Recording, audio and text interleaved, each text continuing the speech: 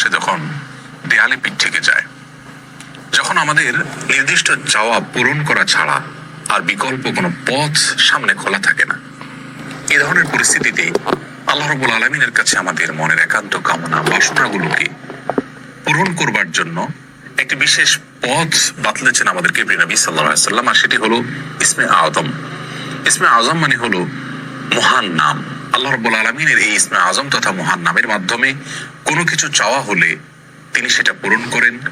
এই নামের মাধ্যমে আল্লাহকে ডাকা হলে তিনি সেটাকে সাড়া দেন। এ মর্মে নবী আলাইহিস সালামের অনেকগুলো হাদিস রয়েছে। অনেক উলামায়ে কেরাম ইসমে আযম সম্পর্কে বলেছেন যে এটি হলো আল্লাহ রাব্বুল আলামিনের যে মূল নাম আল্লাহ, সেটি তার অনেকগুলো গুণবাচক নাম আছে। তন্মধ্যে থেকে আল্লাহ রাব্বুল আলামিনের যে মূল নাম আল্লাহ, এই নামের মাধ্যমে আল্লাহ রাব্বুল আলামিনকে ডেকে যদি বান্দা কোনো কিছু চান কায় মনোবাক্যে অন্তরের গভীর থেকে, তাহলে সে দোয়া আল্লাহ রাব্বুল আলামিন অবশ্যই কবুল করেন। এজন্য কোনো কিছু আল্লাহর বাবার কাছে যাওয়ার আগে যদি আল্লাহ বলে ডেকে ভালোবাসা থেকে, আস্থা থেকে, ভরসা থেকে, কায় মনোবাক্যে, দীনতাহীনতার সাথে আল্লাহকে ডেকে যদি কেউ দোয়া করেন, তাহলে সে দোয়া আল্লাহ রাব্বুল আলামিন ফিরিয়ে দেন না। ইসমে আযম সম্পর্কে আরো নির্দিষ্ট করে আমরা নবী আলাইহিস সালামের যে হাদিসটি দেখতে পাই, সেটি তিরমিজিতে বর্ণিত হয়েছে, আরো বিভিন্ন হাদিসের কিতাবে বর্ণিত হয়েছে। সেই হাদিস সম্পর্কে বিশ্ববিখ্যাত হাদিসবিদ হাফেজ ইবনে হাজার আল আসকালানী রাহিমাহুল্লাহ ফাতহুল বারীতে লিখেছেন যে ইসমে আযম সম্পর্কে সবচেয়ে বিশুদ্ধতম হাদিস হলো এটি। আর সেটি হলো এই যে বুরায়দা রাদিয়াল্লাহু আনহু বর্ণনা করেছেন, এক ব্যক্তি নামাজের মধ্যে একবার কিছু বাক্য বলে উঠলেন। নবী সাল্লাল্লাহু আলাইহি সাল্লাম তার কথাগুলো শুনলেন।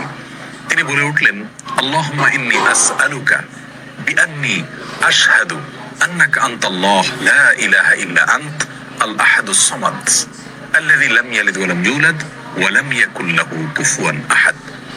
তার মুখে এই বাক্যগুলো শুনে নবী আলাইহিস সালাম বলেছেন, নিশ্চয়ই এই লোকটি ইসমে আযম পাঠ করেছে। ইসমে আযমের মাধ্যমে আল্লাহ রাব্বুল আলামিনের কাছে কোনো কিছু চাওয়া হলে তিনি সেটা ফিরিয়ে দেন না। এর মাধ্যমে আল্লাহকে ডাকলে তিনি অবশ্যই তাতে সাড়া দেন। এই হাদিসের ভিত্তিতে অনেক মুহাদ্দিসিন ইকরাম বলেছেন এটি হলো সেই দোয়া যেটাকে ইসমে আযম বলা হয়, যার মাধ্যমে এটি পাঠ করার পর আল্লাহর কাছে কোনো কিছু পেশ করলে সেটাকে অবশ্যই আল্লাহ তাআলা পূরণ করেন। মনের যে কোনো ভালো আশা আল্লাহ তাআলা পূরণ করে থাকেন। দোয়াটি আবারও বলছি, আল্লাহুম্মা ইন্নী আসআলুকা বিআন্নী আশহাদু আন্নাকা আনতাল্লাহ লা ইলাহা ইল্লা আনত আল আহাদুস সামাদ আল্লাযী লাম ইয়ালিদ ওয়া লাম ইউলাদ ওয়া লাম ইয়াকুল লাহু কুফুয়ান আহাদ। যার অর্থ হলো, হে আল্লাহ, আমি আপনার কাছে প্রার্থনা করছি এই মর্মে যে, এই জন্য যে, এই ভিত্তিতে যে আমি সাক্ষ্য দেই আপনি আল্লাহ, আপনি ছাড়া সত্যিকারের কোনো মাবুদ নেই, আপনি কারো মুখাপেক্ষী নন, আপনি একক, এবং আপনি কাউকে জন্ম দেননি, আপনাকেও কেউ জন্ম দেয়নি, এবং আপনার সমকক্ষ আর কেউ হতে পারে না। এই বাক্যগুলো পাঠ করে আল্লাহ রাব্বুল আলামিনের কাছে কোনো চাওয়া পেশ করলে তিনি অবশ্যই সেটি পূরণ করেন। কেউ যদি অত্যন্ত সংক্ষেপে ইসমে আযমের মাধ্যমে দোয়া করতে চান, তাহলে তিনি আল্লাহ রাব্বুল আলামিনের প্রতি আন্তরিকতা, ভালোবাসা, শ্রদ্ধা, বিশ্বাস, ভক্তি এবং ভরসা রেখে আল্লাহকে ডেকে ডেকে মায়ার সাথে, মমতার সাথে আল্লাহর অনুগ্রহগুলোর কথা স্মরণ করে আল্লাহকে ডেকে ডেকে তার মনের চাওয়াগুলো পূরণ করবেন। এটা হবে ইসমে আযমের সবচেয়ে ছোট ভার্সন। আর যদি কারোর হাতে সময় থাকে, তাহলে তিনি ইসমে আযমের যে দোয়াটি আমরা কথা বলেছি, আল্লাহুম্মা ইন্নী আসআলুকা বিআন্নী আশহাদু আন্নাকা আনতাল্লাহ লা ইলাহা ইল্লা আনত আল আহাদুস সামাদ আল্লাযী লাম ইয়ালিদ ওয়া লাম ইউলাদ ওয়া লাম ইয়াকুল লাহু কুফুয়ান আহাদ। এই দোয়াটা তিনি পাঠ করবেন, করে আল্লাহর কাছে তার চাওয়া পেশ করবেন। জীবনের কঠিন মুহূর্তগুলোতে বিশেষ করে এই ইসমে আযম পাঠ করে আল্লাহর বাবার কাছে দোয়া করব, সেটা অবশ্যই আল্লাহ তাআলা কবুল করবেন যদি দোয়ার মৌলিক শর্তগুলো আমরা পূরণ করে থাকি।